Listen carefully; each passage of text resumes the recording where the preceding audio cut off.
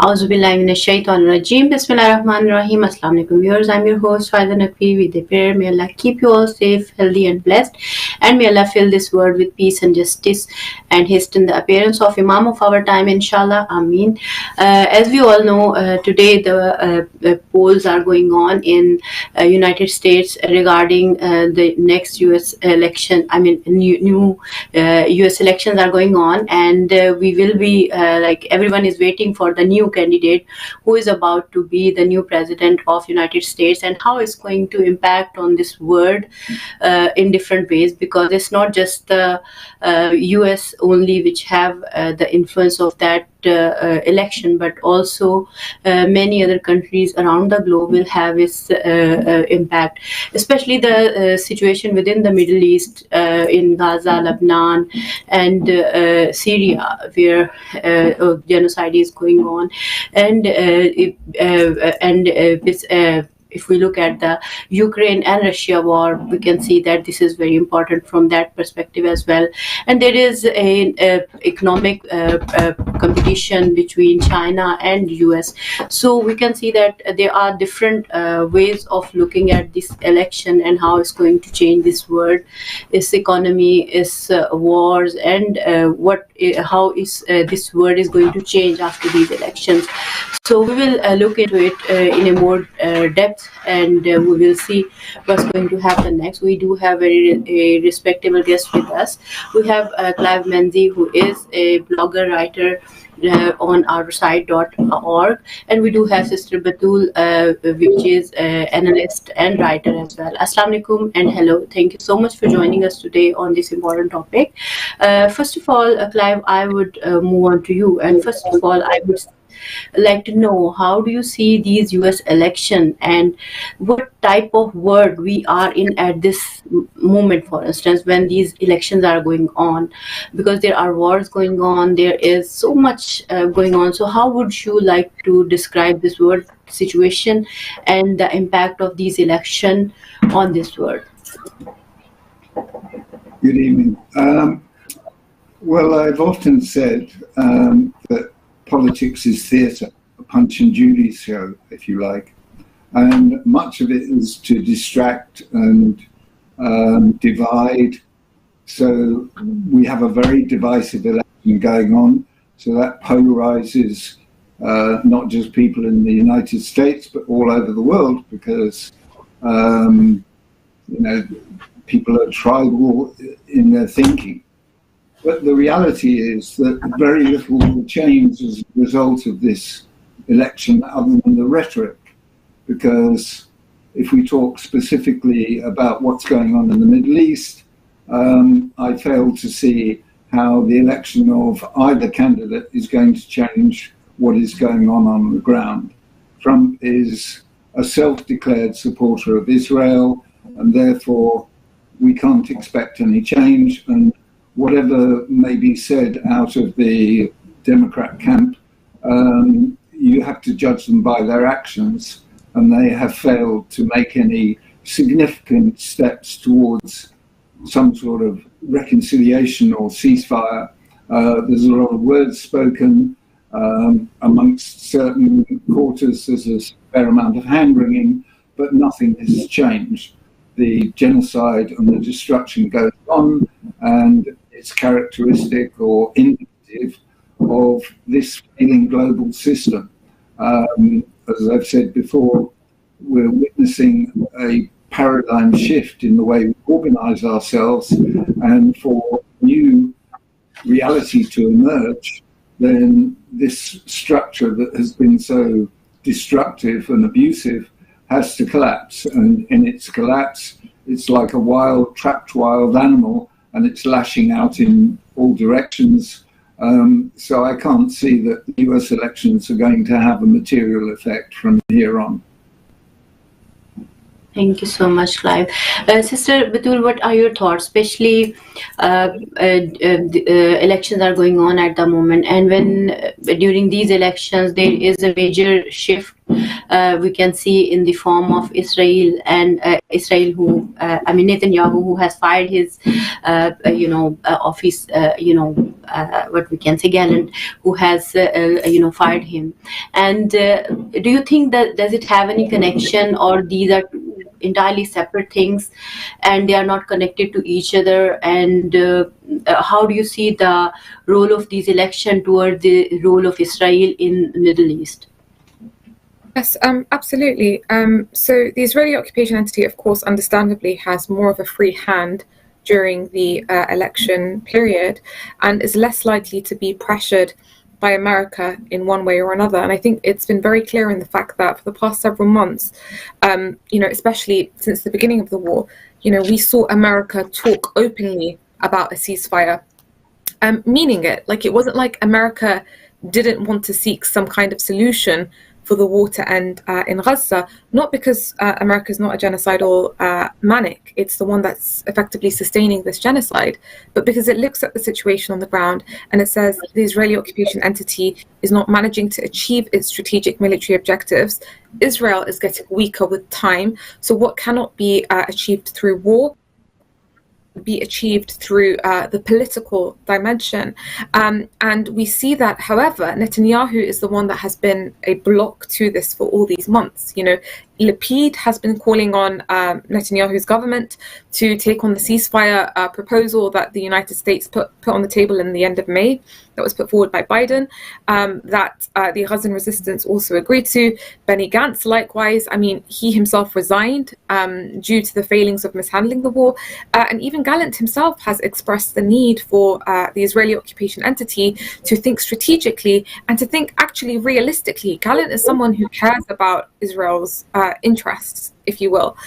So when he looks at the situation on the ground in Lebanon and he sees that Israel is incurring huge losses, he's like, this is not realistic.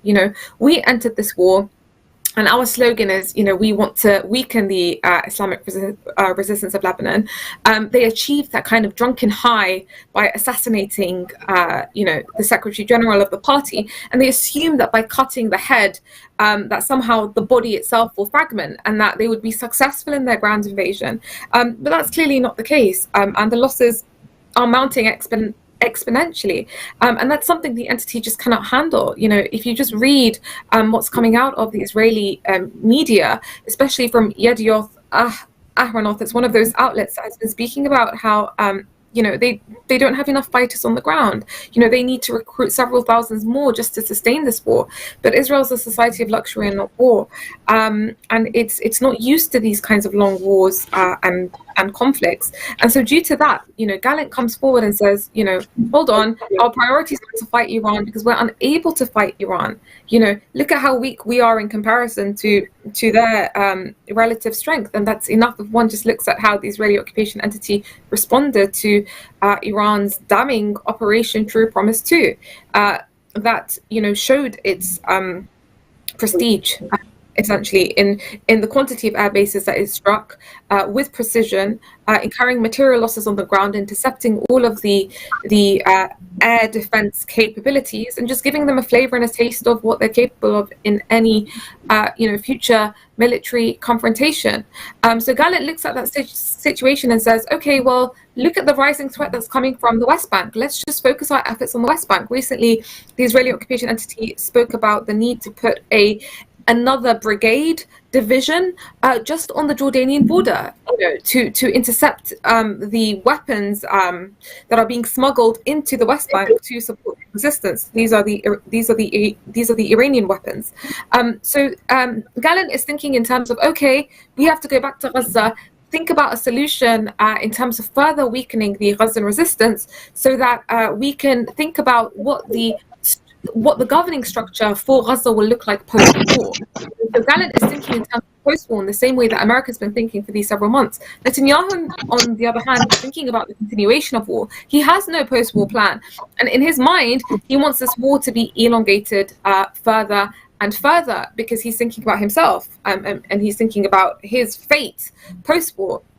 And also because the Israeli occupation entity is lost and has no post-war plan. And now I absolutely agree with Clive in the sense that, America's support for the Israeli occupation entity, particularly during war, of course, it's going to be unconditional, and it doesn't depend on who is in power, Trump, Biden, Kamala, whoever. That support is going to be unconditional because you're in an emergency situation where you cannot allow Israel to weaken or to fall. That's also part of the reason why America, despite wanting a ceasefire for the past several months, didn't really pressure the Israeli occupation entity towards that ceasefire with someone like Netanyahu in power, because if you pressure Israel too much, that could weaken it.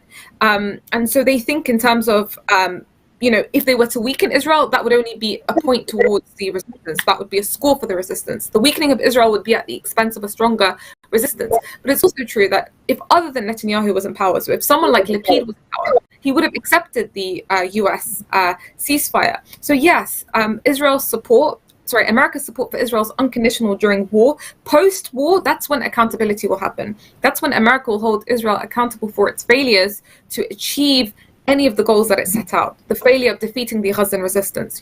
Why didn't you defeat them? You had a whole year. What did you achieve in Gaza?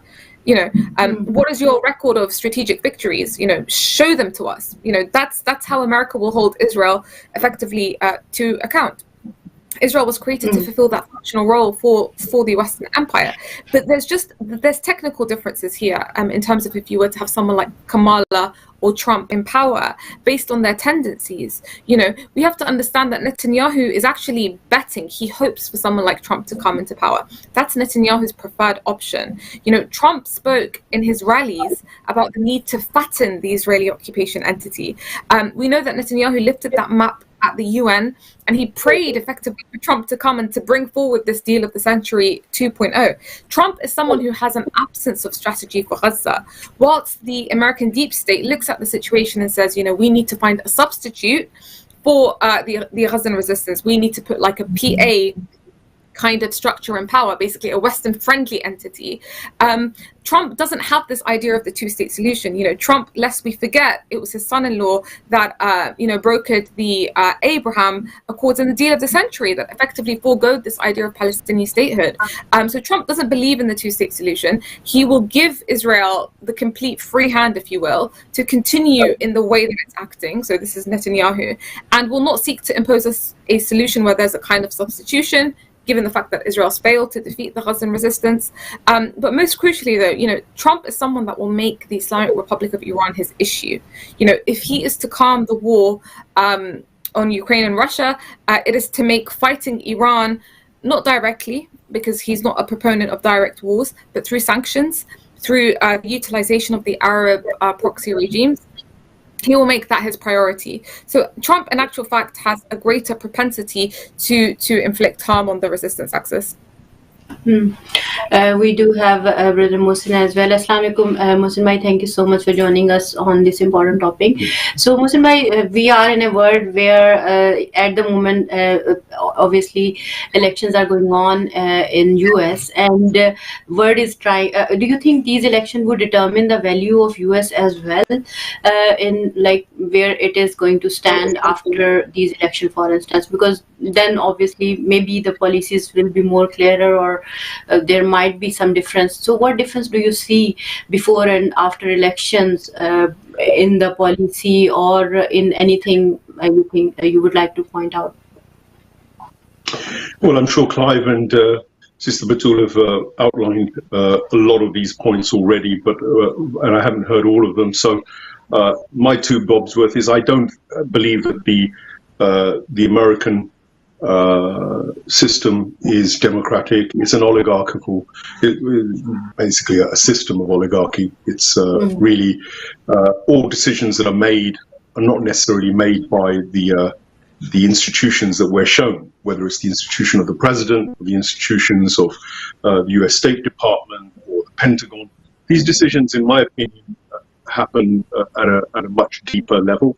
I think that there are obviously we can get into what the CIA termed conspiracy theory territory. You know, it was the CIA who actually coined that phrase, so that every time somebody actually speculates about the reality of who really runs America, who runs the banking systems there, who runs the institutions, who dictates to them how these institutions will operate, what policies are rolled out, all of them ultimately from 30, 40 years of tracking the US policies around the world, I have to conclude that ultimately they're all obviously simply operating for a kind of a transnational corporate syndicate, essentially. And you've got people like Sheldon Edison, who's now dead, thank goodness, may Allah give him the worst place in hell.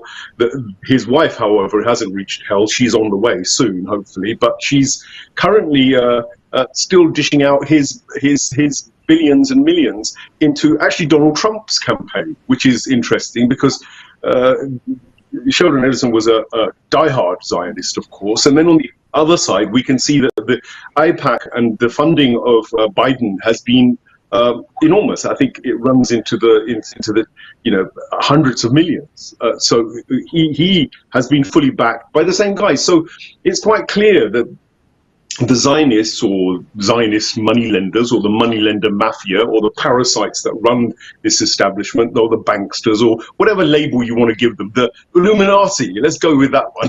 So, all of the names, whatever names you want to throw at them, the reality is these folk exist. There is a power structure which dictates what the puppet president does, and no puppet president is allowed to even come near this office unless they've been groomed, nurtured, monitored. Everything they do is monitored by CIA and whoever else is the deeper state within the CIA, because the CIA itself would be clearly not totally trusted by this cabal. They actually have another deeper layers of defense. So you see how it gets very, very complicated.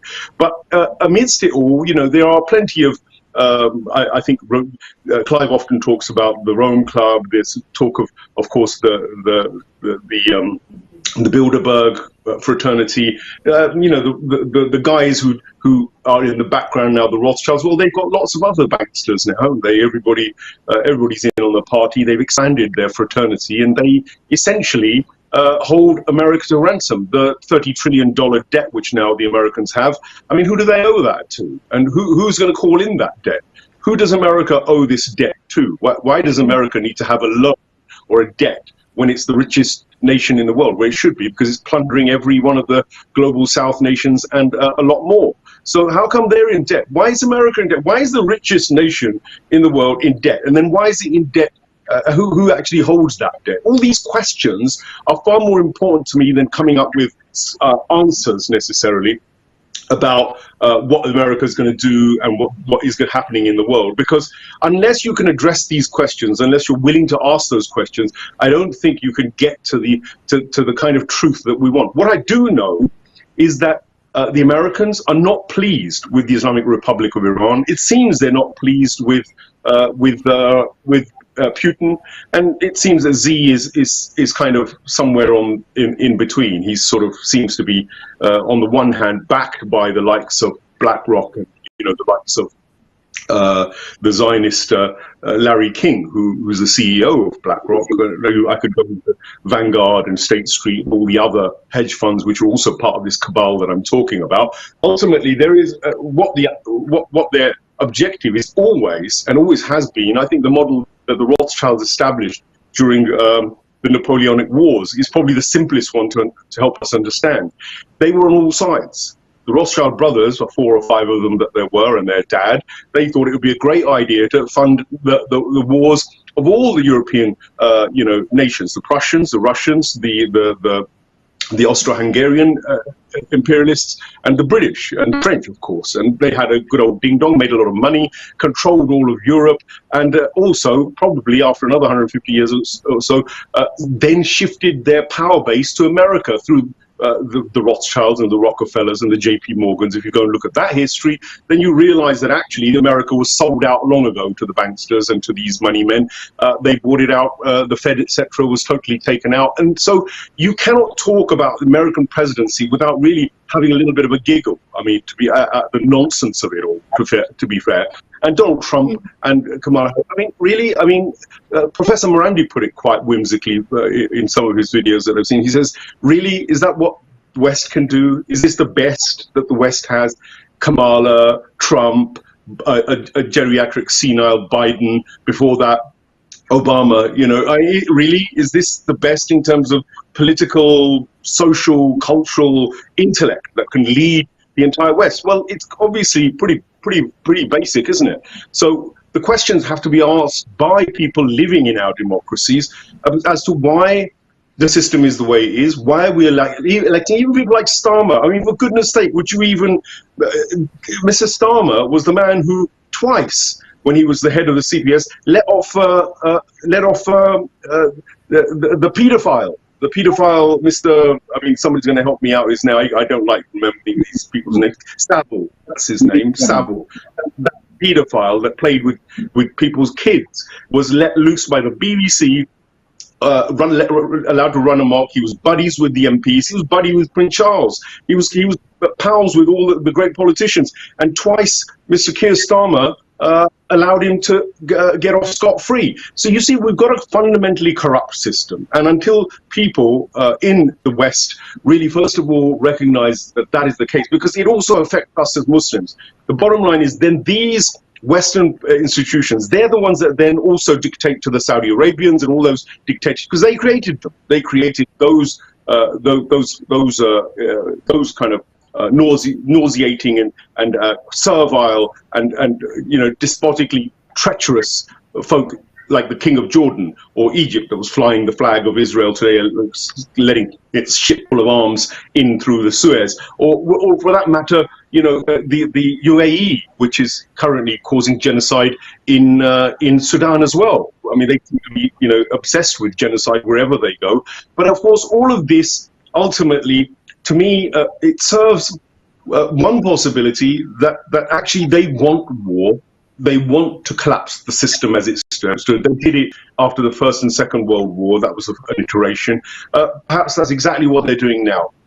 And by fueling the fans of war, it actually will benefit, because they'll still make money. All of their weapons companies, arms companies, Raytheon, Lockheed Martin, all of these guys are locked into the same cabal. They're all part of BlackRock and State Street, and then beyond that, whoever else. So you can see they're making money from whether Israel makes profit. I don't know who the Russians' arms profits go to be honest. I know the Iranians are very unlikely to letting any of their funds get to State Street and company, but the rest of the world seems to have strong links in terms of making profit for this same cabal. Iran could serve a purpose for them, because they know the Islamic Republic of Iran has certain principles, and if they do certain things, they will trigger war. Iran will have to defend itself. So it's very easy to create conflict and to maintain conflict. All you need is a nation like America, loaded with military boots on the ground and arms, and it has the ability to fund endless wars. And then you need, of course, the people who they're oppressing to rise up, and then you've got your job done. You keep it burning so that the wars continue, the refugees continue, add to it a bit of weather geoengineering and you know, keep people in chaos, in confusion, demoralize them, get them scared, and then you can also be the one who comes in and gives the solution. At some stage, they may truck in with the likes of China, who are sitting pretty neutrally, as far as I can see. They could say, well, look, let's have a solution to all this, and then they put all their money behind that solution. And partly I'm looking at, for instance, BRICS and the axis of the Eurasian axis as that possible alternative, that maybe even, because BRICS is part of the same cabal. They're the same people who are going in and going to work with that institution. It's the same characters. So to me, the world is more complicated than, of course, what we see on the surface. We have to pick a side, though, and if one has to pick a side, it has to be the ones who are fighting against the oppressors and who tend to stick with the oppressed. That's when you simplify things. Whoever you see is constantly fighting and oppressing and killing and murdering and maiming and plundering and you know, is imperialist in its policies, you know that they're 100% with the moneylender cabal. Anybody who's consistently opposing that Well, there's an odds on that they are the people who actually have some integrity, and at least you can back them. Which is why I back the Islamic Republic of Iran, because they've shown that consistent integrity. Not that they didn't take weapons from the Americans when Saddam Hussein was fighting them. Oliver North, we all remember that. Not that they're holier than thou, but the Iranians, what they have done is they've consistently stuck with the idea of getting rid of imperialism, and they've not imposed imperialism on any of their collaborators or partners or whatnot. They've supported the causes of the downtrodden who've never been supported. And in this case, it's America, which is constantly doing the pushing, and around it is Britain, the whole cabal. So it's very easy. You have to pick a side. I think that ultimately we have to pray, and the spiritual side of it comes in, where you pray for the good, the victory of the good. And in this case, it is the Lebanese resistance, as far as I'm concerned. It's the Palestinian resistance. It's even the Syrians and the Iraqis. To be honest, that's where it lies. The presidents that come and go in America, it's irrelevant. What happens there. It is relevant that they're the ones who supply the funding. They'll make the decisions, but ultimately they will do what the cabal tells them to do, as far as I'm concerned. Clive, what are your thoughts what Mohsin Bhai has said? Because apparently it looks like there are people who are running the country like America, and there are there are banks to whom he has to pay for example, debts he has. So what do you think what do the people of America need to be awakened after this genocide which is going on, and the kind of role America is playing in these wars, and why they are not understanding? What is that drama for example, if we take it like that, when these people, if they come or go, it doesn't make any difference. Policies are already made, decisions are already made, and they know what to do afterwards. They just need a puppet leader to show. And second thing is, when Trump said, like, if I come to the power, I'll finish the war in 24 hours within Ukraine and Russia. So how do you think he's going to do?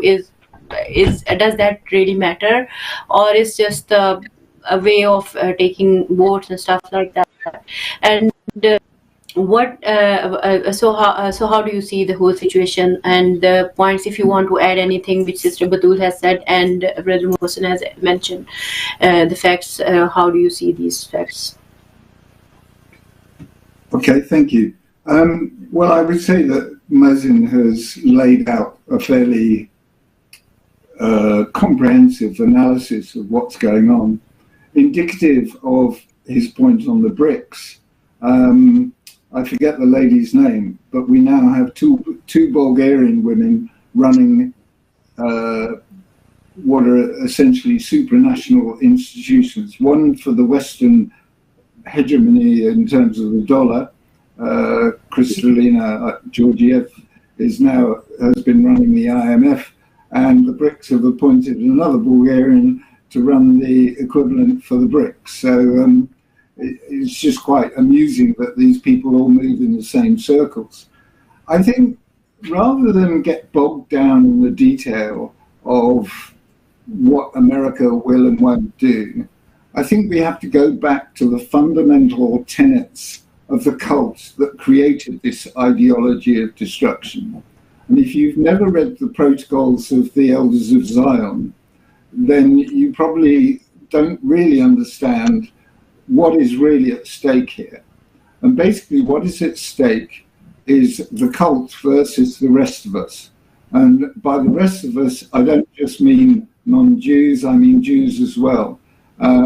Basically, this is a war against a cult that believes it should reign superior and the rest of us are subhuman. And that is what is laid out in the Protocols of Zion. And perpetual war is one of the facets of what is laid out in that document. And the danger is that people, because it refers to Goyim, i.e. all of us, people identify that as a Jewish problem. It's not a Jewish problem because they were equally happy to sacrifice many, many Jews in the Bolshevik Revolution to achieve their aims, particularly those Jews that could think their way out of a paper bag and actually understood what was going on. And Mao did very similar things in removing the intelligentsia. So I would not subscribe to cheerleading the goodies versus baddies, because there are no goodies in geopolitics, not because there aren't good people, but because the structure inhibits righteous behavior. It's just the way of the world. And essentially what we need to recognize is that these geopolitical games, irrespective of the rights and wrongs, are basically bad for all of us. They feed on our energy. So by even in opposition, they feed on our energy. So the time we spend studying the news and the pundits on, what Trump's going to do, what Biden's going to do, what Harris is going to do, what the Iranians are going to do, what Israel is going to do. All of these things harvest our energy. We polarize in families, in communities, because we develop tribal loyalties. What we need to recognize that there is no salvation in this system of itself. The system cannot reform itself. It is now in its final death throes. And to imagine that there is any salvation in this system is really a forlorn hope. Where there is hope, and I see it all around me, is in people. The people who connect with other people, who care for other people, who begin to take responsibility for their own lives, their own morals, their own behavior, and for those around them.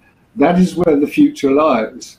Unfortunately for us, we are in the middle of a structural change. So we have a spiritual dimension that is rising and is evident amongst communities. And obviously in the fog of war, that is not something that is very visible, but it would be almost impossible to expect it. But I'm sure there are many acts of kindness and selflessness that are going on across the region where the conflict is occurring. But actually across the rest of the world, there is a rising awareness that there is no salvation. These are people who are incentivized to suppress their humanity in the geopolitical game, and they are not going to save us. Whether it's Trump or Harris makes little difference, as we both said. But what is happening is that there is a structural change, and the likes of BlackRock, ironically, have in some ways pointed the way, because they back these huge data companies. And these huge data companies, Google, Amazon, Microsoft, Facebook, Apple, they are actually showing the way forward in terms of what really matters, what really is of value to us all is data. It's information about our capacities, our needs, our relationships, our strengths, our knowledge. All of these things are immensely more valuable than the dollar or the ruble or whatever currency you care to name. And what is happening is that this technological revolution that has been taking place over the last 60 odd years since the invention of the printed microcircuit is that data is actually becoming the real value. And what actually created the tools to allow these entities to colonize that data wasn't developed by them. It was appropriated by them in the same way that they appropriate most other things. But it was developed by distributed, autonomous, interdependent self-organization. That is how those tools were created. And that is a growing blueprint, if you like, for how we organize ourselves as a society. But we don't look, the problem is we seek scale. Everybody points to scale, ego and success. I've got more money than anybody else, and I employ more people than anybody else. That's not where the future lies. It is, I am part of a network of individuals who are vibrating with a conscious energy, and I'm there to help my neighbors. Anybody that I can help, I will help. And there are many, many people who are growing in that idea. And what will happen is that the data, those big data companies will become irrelevant because what will replace those data companies is a distributed, self-organizing community globally, which will become a global family. Now, it's very difficult to see in the midst of all this chaos anything so fantastic to materialize, but it is happening. It's happening in local communities. It is happening structurally. And overall, there is a spiritual rising where, irrespective of religion, race, color, class, whatever, people are beginning to realize what's important, what is important in terms of human value. And the problem is, for the last 3,000 to 5,000 years, and particularly the last 70, 80 years since consumerism, we've seen all value through the value of money. And yet that bears no relationship to what we need as human beings to sustain ourselves, our children and future generations. But that realization is growing. And that's why I don't spend a lot of time on this stuff anymore. In order to understand the way the world works, you have to look at the detail. You have to understand the connections and keep track of who's doing what with whom and which organizations have common directors. But once you've been through that, to continue down that road is merely Groundhog Day. You're just going around the same mouse wheel. What we need to do is to rise above that. And I see that more and more all around me, even amongst those who don't really understand what's going on. There is a rising momentum behind this feeling of connectedness, humanity, and consciousness. Thank you so much, Clive. Sister Batool, I'll come to you now. What are your thoughts on what our other guest has said, along with, obviously we are you can say after the assassination of Syed Nasrullah, it's nearly his 40th day is coming or about to come. So how do you see in these, for example, after the assassination of Syed Nasrullah, the role of Hezbollah? They thought after assassination of Nasrullah and after martyrdom of Syed Safi, they think that Hezbollah might have finished and they have achieved something very strong. So what sort of role do you see after the assassination of Hezbollah's leader, and where do you see the situation going in Gaza after these elections?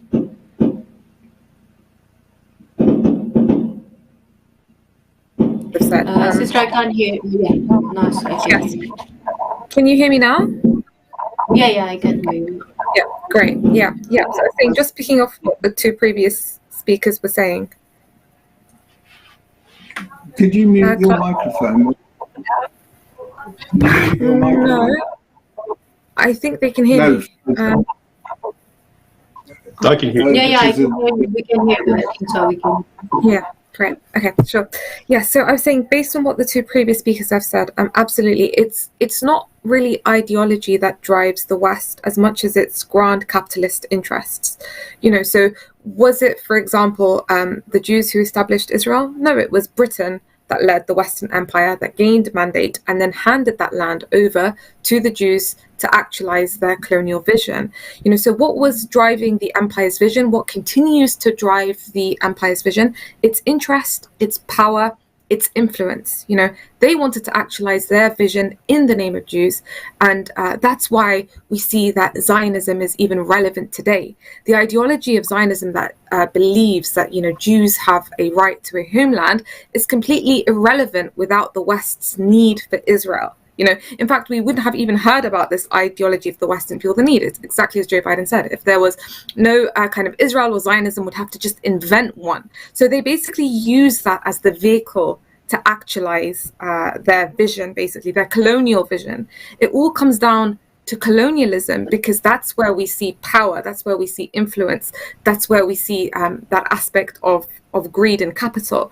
So I don't think we can invoke Judaism and the Zionist ideology per se. It's the politics and the interests that drive those holding onto the strings of power, and then they use these ideologies as kinds of covers. So a really good book that I think will consolidate a lot of what Clive and Syed Mohsin Abbas have been saying, it's called Giants, the Global Power Elites. I found that useful by Peter Phillips. But he basically explains factually the handful of people who form this transnational capitalist class, who drive the policies of the empire through their control over NATO and subcontractors and the corporate media, etc. And they are driven by the ideology of maximizing profit. And so this is where actually, even if we talk about Israel, which is kind of like usually the focus of these sessions, the notion of Israel is not gospel per se for the empire. And this is important for us to grasp. Why? Because if Israel cannot fulfill the functional role for which it was created. And by the way, Israel has been fulfilling this functional role for the past 7.5 decades, which is why America's support has been absolutely unconditional, because Israel has been doing great until October the 7th, when it effectively became in an existential crisis mode. And of course, right now we see America's support for Israel is unconditional because it's a time of war. But I think post-war, we're going to see America holding Israel to account. Why did you not defeat the Gazan resistance? A whole year in, why didn't you achieve a single strategic military objective? We created you in order to act as a disciplinary stick to strike those entities in the region that fall outside of the American trajectory. Your job is to discipline Lebanon, to discipline Palestine, to discipline Iran. But you've become so weak, essentially. So the American empire itself, of course, run by the deep state, as we've been talking about, its policies drafted by that transnational capitalist class, they will seek a kind of substitute for the situation. We're already seeing that with the American deep state, the way that it's approaching the situation in Gaza. And by the way, Gallant today was fired. Part of the reason that he was fired is because Gallant was like, hold on, we can't actually, as Israel, we can't consolidate control over Gaza. There needs to be a substitution. That's not sustainable. Netanyahu comes and says, nope, it's not about what's in Israel's interests here per se. We want to continue the war no matter what. We want Israel to directly, because continuation of war means Israel continuing to be in Gaza. As long as Israel's in Gaza, the war's not going to end. So just to hone on that point, that Israel was created to keep the whole region in check, to act as a Western striking hand in the region. But what happens when the forces in the region are not only harming Israel, but they're getting stronger in the process? In this past year, Hezbollah, Hamas, Iran has only been getting stronger and stronger through war. And Israel has become weaker and weaker and is only getting into a deeper hole and a deeper pit. And we know that America itself gets weaker when Israel's weakening in the region, because you cannot think of Israel as an independent foreign entity. Israel is America's striking hand in the region. So the empire has no gospel methodology of maximizing its profit. Capitalism survives by regenerating itself. Post World War II, capitalism took that new face of the economic hegemony of the world, as opposed to that direct colonialism. The Israeli occupation entity was that remnant, of course, that last colonial entity of the West that was effectively standing on the ground. So in the same way that the notion of America directly occupying the region and establishing its bases there in the turn of the 21st century, we saw this idea of the new Middle East project. We saw how the evangelicals within the Republican Party, they pitched this idea of like America being this unipolar power that has to directly consolidate its presence in the region. We saw how, despite, establishing its bases in places like Iraq, America at some point will have to consider shutting down its bases at Ain al-Assad, for example. Why? Because it's become clear to them that Ain al-Assad is no longer functioning. It's being hit more than they are able to basically replenish it. It's no longer profitable. So think of Israel as no more than a military base that's been turned into a country. It's Ain al-Assad times 100 in size. Albeit, of course, the psychological relationship here between America and the Israeli occupation entity is inherently strong due to the way that, as we've been discussing, the Zionist tentacles are so inherently embedded within the United States through the mechanism of the lobby. But even the lobby itself, the lobby's creation is in order to benefit America primarily, because Israel is America's project. Israel is America's tool. So we cannot think of it as like, oh, there's this Israel lobby that's coming at the expense of America. It's not a foreign entity. It's actually the American establishment that gives the space for the lobby to operate. It gives it the capacity. Likewise with the media, it gives the Zionist movement the space to have control over the media, because there is a meeting point here in the interests and the objectives. So I just kind of want to hone on these few points. And just to answer your second question about the Islamic resistance of Lebanon, I think the biggest indication of how the resistance is doing is the fact that the Israeli occupation entity has spoken about the need to withdraw from South Lebanon. They're unable to sustain their presence on the ground. This was a reality that occurred 2.5 decades ago when Ariel Sharon forced the Israeli occupation entity to unilaterally leave the south. I mean, we're talking about 2.5 decades ago. It's unimaginable that they're able to achieve anything today. They've not managed to go into the villages and consolidate any control. The farthest that they go is placing their flags and then retreating because the area is effectively booby-trapped, it's ambushed from all directions. I mean, the Islamic resistance of Lebanon, its men are the people of the land. They've trained for this war for so many decades now, and they're very experienced fighters. They've had their fair share of experiences in Syria, fighting Daesh, for example. They've accumulated their power and their strength, and they have a really high morale. So you asked the question of, post Sayyid Hassan's departure, right now the morale could not be higher, not even just on the level of the fighters on the ground. Even the people of Lebanon, the civilians of Lebanon, they're losing their homes, and they're saying, after losing the Sayyid, nothing is worth it. We can lose everything right now. We've lost the most precious thing to us. So actually, the Israeli occupation entity has only shot itself in the foot. It was in this drunken high. It thought it could effectively, by cutting the head, that it effectively cut the body. But they failed to realize that, these movements don't rest on one individual. And this is just history repeating itself in the same way we saw with Sayyid Abbas al-Musawi, and even in the Islamic Republic of Iran, leader after leader being assassinated during the 80s, during the Iran-Iraq war, the Haftar tear bombing, in which Beheshti left. You had Raja'i, Bahonat. It's the same story as again and again. More blood. Yes, there is a void, but with more blood, you see even more blood being sacrificed, and you see the conscious awakening even more, and you see a further drive that is created. So the resistance is doing well, and it's very much alive.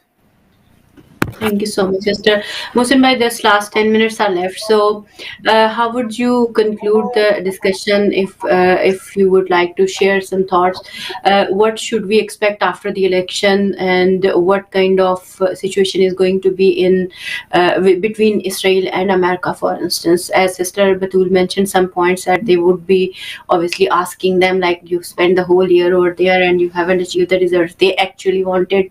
So, how do you see that situation? And secondly, how we can break this circle of like colonialism and imperialism, because it's been centuries now since we are, especially if we look just at this century, in the one in which we are living, we have seen so many genocide, so much killing and bloodshed and all that. So how we can break this circle, and what we really need to do, just keeping that in mind, that time is just, we have like a 9 minute, if you can. So firstly, the dominant narrative in the world for the last 100 years or so has been the American dream. You see, that's a very powerful narrative, and it's one that Clive was attacking, and I think Batool has been also attacking, but we've all been doing it in our own particular styles, because that's the nature of it. We can have different language that describes the same thing, but I think this notion of the American dream based on hypermaterialism, based on individualism, based on greed, based on values which are very alien to what I would call the fitra, the human nature, which is what Islam talks about, fitra, the natural propensity to go towards a divine and higher purpose. And that obviously is a dream. It is a prophetic dream. It's not just a Muhammadi dream. It's the dream of Ibrahim. It was the dream of Hazrat Yusuf. It was the dream of Hazrat Isa, Christ. It's been a consistent dream of prophets, and it's a dream given to them, in my opinion, according to my belief, by by Allah subhanahu wa ta'ala, by God. The divine entity has given us a path and a way, and at different times, in different places, hundreds of thousands of prophets have come and gone to try and implement that dream, that prophetic, that divine dream. Man seems to struggle with that. They have a natural propensity to go back to it, as Clive was, I think, pointing out, and we keep going back to that. But there are the minority who seem to always be in power because they're greedy enough and devious enough and cunning enough to consistently come to power. I can go back to Nimrud, Pharaoh. I could go back to even the many iterations of the Muslim empire. Let's not forget that we had the Umayyads who were imperialists. We had the Abbasids who were imperialists. We had the Ottomans who were imperialists. How many imperialists do you want to mention even within our fraternity? The Chinese were no different in their own areas. The Mongolians. There have been many empires, many imperialists, and it seems to be one of the kind of what I would describe as the satanic urges, and it's a kind of Iblisi urge to do the opposite of what the divine dream is. And the divine dream is very much what Clive was hinting at. I think the idea of cooperation, collaboration, working together, building for a collective betterment of humanity, and for true human rights, true equity, true sort of prophetic morality-based systems and society. Now, all of those things have been, in one way, shape, or form, also been hijacked by the American dream, this latest imperialist iteration that we're seeing of bad people in power. But they've built around it this very cunning veneer of having all those prophetic values, because they talk about human rights, they've talked about equity and equality, they talk about justice, they talk about all of these grand virtuous notions that are contained within the prophetic dream. But then Gaza has exposed all of the lies around that, because what we've seen is all of that unfold, because they'll be fine for women's liberation when it's to do with Iran or toppling Iran, and they'll go for Masa Amini, and they'll promote how terrible it is that a woman is being dealt with in whatever way they say it was dealt with the propaganda they had. And then at the same time, you'll have them doing nothing about women in Gaza who are being targeted daily, murdered, killed, and those same feminist movements, the same NGOs, the same Western democratic institutions, politicians will say nothing whatsoever, really. It's okay, genocide is okay,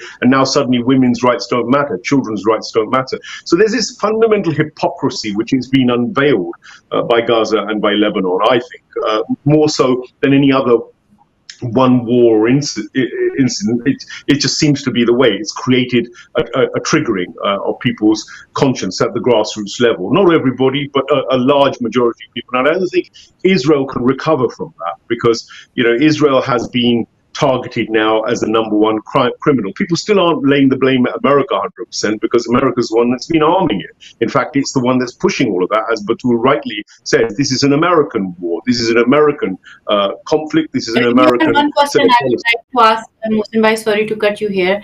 How do you see the role of Americans? Do you think they are awakening enough? Because these are the people whose taxes are being used, for instance, in these wars and stuff like that. So do you think this is the ignorance of the Americans people which is being used by these Zionist lobbies and stuff like that? The American citizens, like the Jews were with Zionists, are the most oppressed. They've been used and abused in a way which people don't recognize, because you go and see the narcotics trade on the streets amongst the ordinary citizens. You look at just the cases of how the CIA spread drugs into black communities, for instance. You see how the white working class have been made to feel like the underclass, and they're now feeling like they need a cause. That's why they go for Trump. It's like they want somebody to represent them. So what would be described as rednecks, or the Bible Belt, or the people who are the downtrodden in America are rising up. They're trying to say something, but then they've got this classic tactic that the cabal does, which is that they've got their own man Trump sitting there adopting all the narratives they know that will attract that grassroots rebellious fraternity, and then they're twisting it in another direction using everything they can. He's been appealing to Puerto Ricans and blacks and Muslims. Trump has been going through all of these different, disconsolate sort of members of American society, and he's been whipping them up. But where is he taking them? Ultimately, Trump is part of the same institutions and establishment, but they've dressed him up as some sort of man in a suit that is actually against the system, and he's against the money lending mafia, when it couldn't be further from the truth. You see how the game gets played. No matter what happens, they try to get all bases secured in terms of their institutional corralling of people.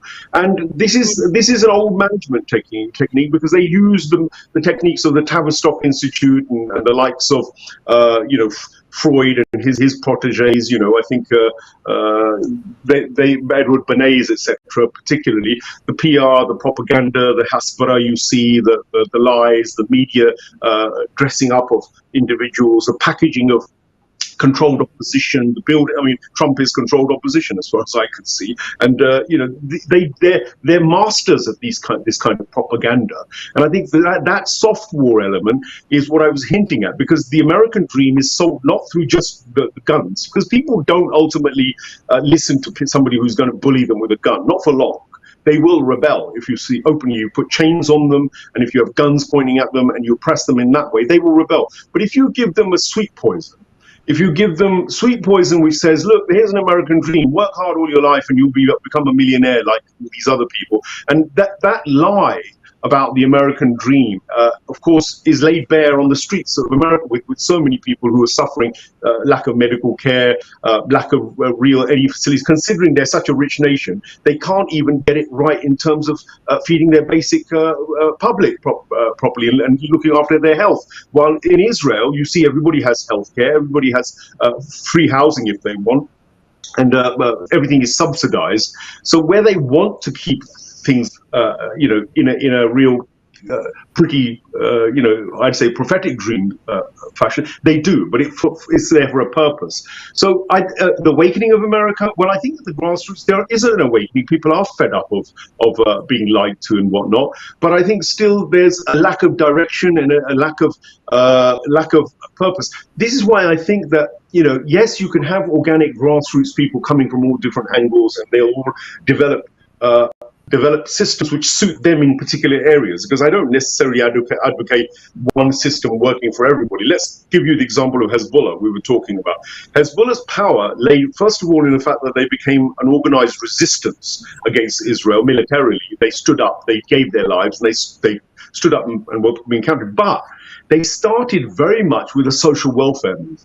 And they served the people who had trouble, whose houses had been blown up, who were suffering from, depression or all sorts of problems that were caused by the Israeli occupation.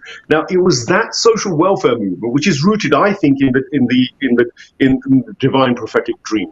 See, the first thing is you have to be clear about what your narrative is, and I think Muslims have forgotten, by and large, what their dream is. They don't have a dream. We've got the American dream. We've been sold that Hollywood, Bollywood, American, all laughing, all clapping entertainment, false illusion of a dream. And what we've forgotten is our own dream. The Prophet's dream of what his dream society was doesn't get talked about. You get Salafis and Takfiris and whatever imposing these kind of draconian notions of Sharia that they conjure up from their own, weird and wacky interpretations. And you get them trying to impose caliphates. But hey, have a look. Who's behind those takfiris? Who's behind Wahhabism?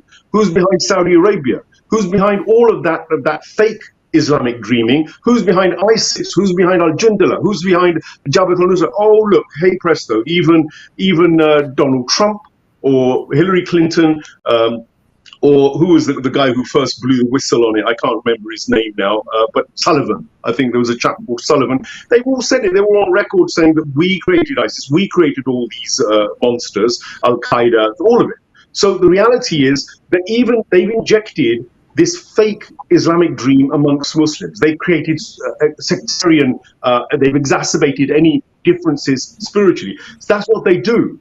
They, first of all, destroy the opposition through either greed, looking at the weaknesses we have, whether it's greed or pride or arrogance or ideological ineptitudes or dogma and belligerence, and then they would start working on giving their alternative and being the friend. This is how they've done it from time immemorial. The Muslims are still suffering from this. There are still Salafis and Takfiris who will say, oh, but why is Iran doing this or why is Iran doing that? Because they don't understand the prophetic dream in the proper way. And I think unless we can really, first of all, get to grips with understanding that, interpreting it, and then putting it forward, a bit like Iran is trying to do, although I think even with the Iranian film industry, I think, where's the output of the prophetic dream the way I'd like to see it?